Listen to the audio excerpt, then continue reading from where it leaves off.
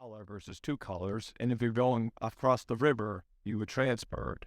And I think Tom showed the data as about 5%, give or take, of trips actually do that. Gotcha. So, again, the thing means, again, it's just transferring. If you're taking the yellow line or you wanted to get on that quickly to get down, but it's not the same as the red line turnbacks, which actually, if you were in a certain area, it would take longer for you to get a train. Yeah, plus just remember, you're on the same platform, so you walk off. Right. And now, because you're in that core truck area, Right. you're talking about you're free. And it's okay. So you're back on. So, yeah, I'm not trying to pretend that isn't inconvenient for certain people. But again, It's not this way. that's right. And if you're on a southern gray line, you're getting a significant increase because of the southern gray line. So, yeah, just trying to think about how to use the assets we have to serve as many people as possible. Sure. And Justin, during the budget hearings, when we did hear about the yellow line, most of those comments, the yellow line turned back, most of those comments did focus on having to get off of traffic. And I think we could honestly, probably like those slides were much better than the first version we did, because I think people north of Mount Vernon thought they were getting less trains. Right. Because they're like, oh, I currently have two, without understanding one train color turns into more of that same color. Right. Yeah. Okay. Great. That's it. Can you explain I think the technical thing, I think there's a lot of people are saying doing it for time, but she's explaining infrastructure, the card, kind of like the barriers to moving a turn back. Yeah, so basically it comes down to physical infrastructure. We don't have like a pocket track and all the signaling set up. So we have that in certain places throughout the system. So like at, say, National Airport, we have that ability. We've seen National with 3 tracks. We have the ability to put a train there. Wheelie Reston is a good example. What we call the DAG by Stadium Armory is a good example in Mount Vernon. So there's a few places that have that. In our long term, what we'd like to be playing, Fort Totten would be a natural place to have that. I guess to talk about here for a long, long time. But you can't just go and quickly put in another track. It doesn't worth it. It's a significant piece of infrastructure.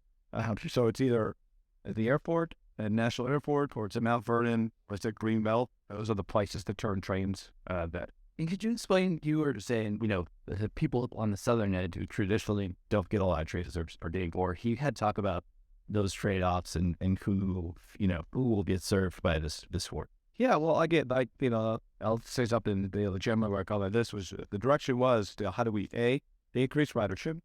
How do we create a more equitable system, right? And how do we kind of use our assets for, being more fiscal stewards of our assets? And so that area is, I think historically most people know, an underrepresented, underserved community of people that are probably a little bit more transit dependent than the average part of our region, a little more from a diversity point of view, individuals of color, more service workers, lower income, all factors that when people talk about equity, people generally mean people like, how do we serve those people better? And also, you have Navy Yard and Waterfront, which are two of the fastest growing areas and stations in the whole system. So, when you try to move all this stuff around, you're trying to ridership, cost management, equity, sustainability, all of those factors. We looked at it from a technical point of view. Those are not only fast growing areas, it's areas that have a lot of transit demand. And quite frankly, moving, as Tom showed, to better service provides, we'll get to slide 40, but it's an very significant increase where people have a job within 30 minutes of the area if you sell those alignments. So, that whole economic opportunity part is what transit does well. So that's kind of how all this led to be. It's not about let's turn trains at Mount Vernon because it's fun. We're trying to figure out how to serve the most amount of people with the equipment we have in the most cost-efficient, equitable, and ridership-driven way. In that southern part of the yellow line, the line I would normally take, let's we get it open. Yeah. Again, is that but even that area, you look what's happening in Potomac Yard with the new station and Amazon and all the companies that are coming as part of the Amazon transition, Virginia Tech and their new $1 billion campus. So that yellow line, which historically has been underserved, I think a lot of people will also be getting power surface too, which is great. So 2 really important growing areas for Metro. Well, I think the person's right. So we're just wrapping up our $400+ million project to fix water intrusion in a tunnel and in the bridge. Well, you know, the idea is how do you use your assets to the highest amount of usage, right? And our bridge doesn't actually get all that much service. So running more yellow line trains uses your assets even more efficiently. So we are a capital or fixed cost heavy for kind of business model. So the variable cost is the cheapest thing you can do with transit is run more service because the fixed stuff is so high. So that's the part of this is how do you manage your variable costs in the most cost efficient way for the most amount of people. What else is catch the warning about fare evasion? Because it's not the first time I've heard that point Mike Golden had raised. Is it wise to move forward, spend $35-40 million when these had never been tested as the only option at a station without a much easier to jump over option right next to them? Yeah, I think the first crack at it, which is the team has done a pretty extensive engineering itself. So part of this analysis is, could we do a whole different system? Of course. That means you would wipe out everything we just did. So there's only X amount of things you can do with keeping the stations where they are, all the underfloor conduit with communications and power systems, the motors on those gates, the actual width and how they all come together. So without actually scrapping all of that, there's only X amount of modification packages. So they've been working with that vendor. We have a lab. They've been doing a lot of scenarios with, two panel, one panel, how high, how heavy the motor, how hard do you push on it, pressure back and forth. You heard from the AC, heavily involved with our disability community to make sure if it works per code and also it's safe. How high you can make it. You'll notice it got high. Then we did a carb over to the side. That was actually through the process with the AAC. Then it has an orange marker. Another modification that the team is working on this week is also moving the emergency gate, the actual physical metal higher. So the whole level is higher. So we don't want to move these gates higher. Then everyone just goes over the emergency gate, right? So I think it's still an evolving process, but the materials themselves, or like, if you will, the physical space only allows so many modifications. And so the team really was all about engineering as much optionality around that. And we got to the best solution for that to move forward. So what you seem to be saying is to actually change the gates and the way they open. This is one of your only options. Yeah, well, we went through a variety of things, but absent of ripping out all of the gates and starting from scratch, which I don't think anyone is supportive of, this is the optimal solution in that space, using the equipment and trying to be cost contained at the same time. And Tom, the board, I think, felt pretty strongly that, this is clearly a management operational issue, not a board issue per se. We're obviously monitoring it. But the key point Randy just said is, they came forward with a full series of options and the things that they were looking at. And we felt very comfortable that, they were taking the right approach to this. And it's got to start somewhere. We can't just keep trying things until we come up with what someone might think is the most perfect thing ever. There were a lot of considerations, and we want to make sure it's effective, but also done in a cost-effective way. I mean, it was like it to go like. I mean, this isn't going to be done in 2 weeks, right? We said it's going to take over a year to get all this done.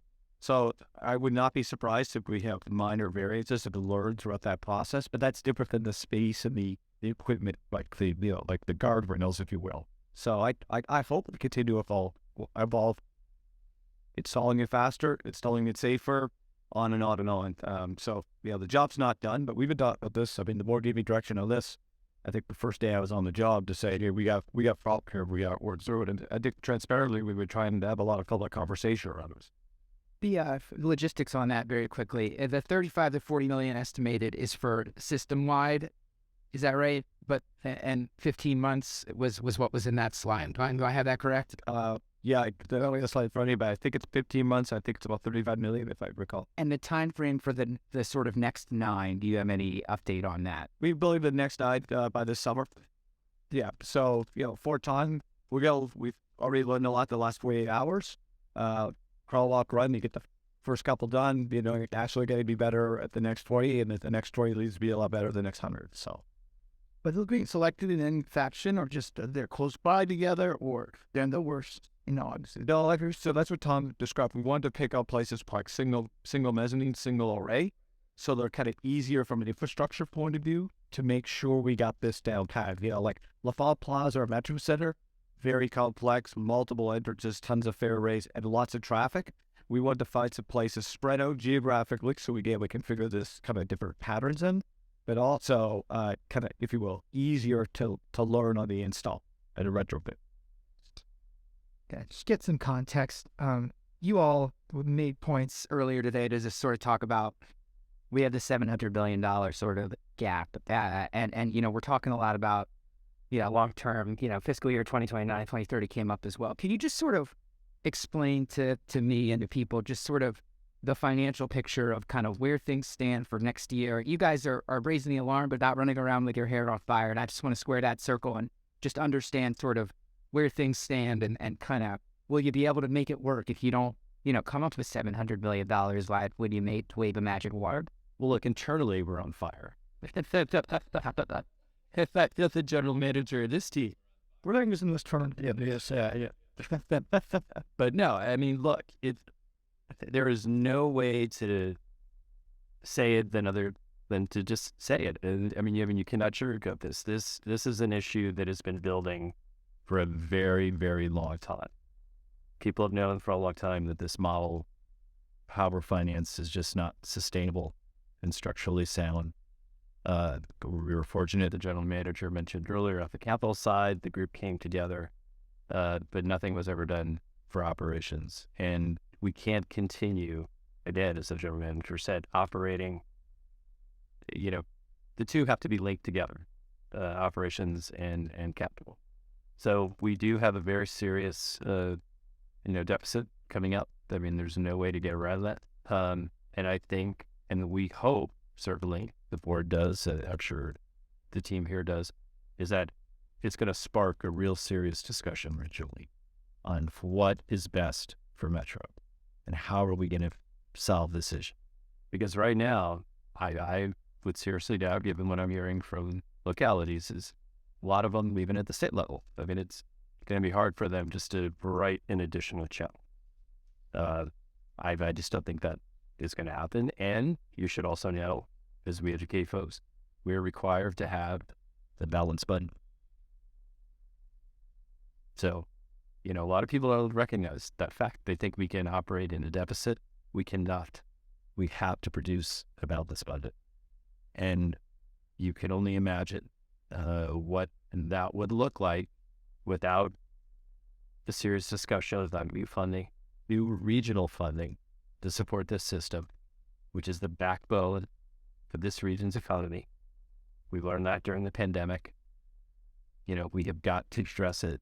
And if we don't, the discussions are going to be pretty drastic. And, you look at the budget, people for service.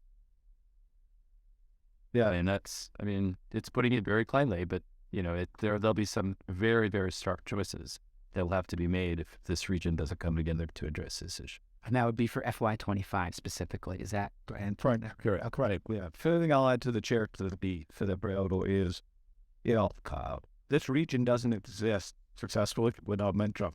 So, but someone says, "Oh, Metro needs this," and this great, the region needs this. So the region needs to help solve what we want Metro to be, and it is going to be draconian. What to balance this, because the only real thing we can balance, as I mentioned earlier, all the fixed costs. Like if I were at one train or 50 trains, one train already cost 87% probably of running at the 50. Like I got to inspect tracks, to signal, power, vehicle, all of that, regardless of how kind of often they're used. So which really leaves mostly our cost is labor, and labor means no one to drive a train, no one to clean the station, no police officers, and no one to ride the bus. And once you do that, it's all about service. You can't increase your way out of this. You're paying the cuts to be so draconian that the region, I think, just frankly crumbles onto itself. So I think that's going to get crystal clear. But we also got to figure out what we want to be. And what we want to be is not necessarily just status quo. We want to be the world capital amazing system that people have always envisioned. And lots of other world capitals, like a Paris or London and others, are doing things that we all really would like to do. And we have to be thinking of what the next 45 or 50 years looks like. Probably sometime in June, we're going to transition into this conversation pretty heavily. We obviously want to get through this budget season because I think it's kind of unfair for the public to understand and our stakeholders through their budget process to just put it all at once. And the other thing I think that we have to do, but I hope that people are feeling that we're doing this, is we need to run the system well. Because when you run the system well, and we're actually 50% more train service ridership coming back, I think we're operating incredibly safe. We're doing, I think, a lot of things really well. That hopefully will give confidence, trust, and credibility to what we're doing to create the space to have a robust conversation than just say, hey, we need money. Because it's not about money, it's about what the money does for the region. And I think that framing is really important.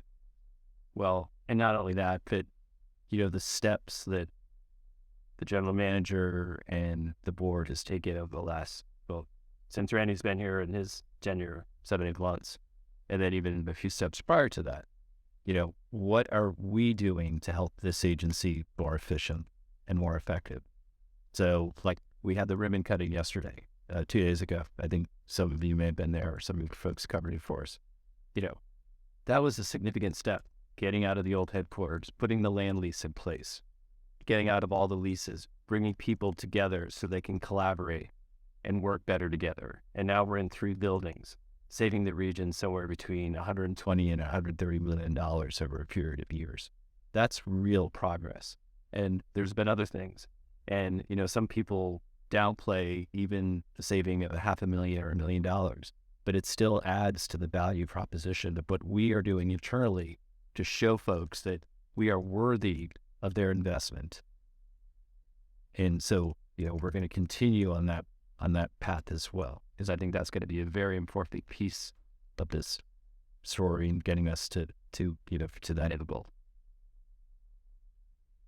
Anyone else? Sorry, I have one more. Last one. Yeah. To that end, this discussion of the fair, trying to simplify it in your words. Your response to the perspective out there that, people who are going to be in the system, for longer trips might end up having to pay a little bit more. I know that there's the opposite side of that coin as well, where people who take trips within are going to be paying less. But just in talking about, and obviously you guys made a change to the cap made a change to the cap today. Just, how much are you thinking about, and what's your response to people who think I shouldn't be paying more to use the system? Yeah, but listen, fair policy and transit is maybe one of the most complicated and business and emotional topics that for especially people that cover transportation or been in transportation. So there's no perfect answer to this. I think it's great that there's a good positive discussion. There's a lot of different perspectives. I would challenge back that I don't agree that it's about long versus short only. If you're going from Ashburn to Stadium Armory in your low-income fare program, you're actually going to have less fare than you pay today. So it's way more nuanced than a lot of people, I think, are trying to make it. And I think that this is one where the devil is in the details and everything is not monolithic, right? So we already run a $2 fare at night, which is overwhelmingly service worker oriented or entertainment based. Weekends, which is heavily the same or family oriented. We have a senior discount for people of a certain age. We have a disability discount. We get this the low public fare program. We're getting rid of peak and off peak, which depending where you're going is not only simpler, it's actually more affordable. But nothing is free in this world, and we also have to balance the budget, as the chair said. So some people out there are constantly tweet at me or say something else. Just be like, it's like make it like New York, make it $2. Well, New York's not $2. New York City subway is one part, but along that railroad and Metro North are totally different. And as the discussion showed, we're a little bit of everything, right? So we're trying to be a commuter rail and a subway at the same time, serving a variety of different activity centers and customers. So I'm really kind of proud of the proposal we put forward. I appreciate the force. An enormous amount of effort from the board has gone into in the community process. The cap, it sounds like we'll probably end up with $6 cap, which probably helps compress down some increases for certain people, which probably adds a little bit more fairness there. We work really hard to find some savings internally to help balance that out.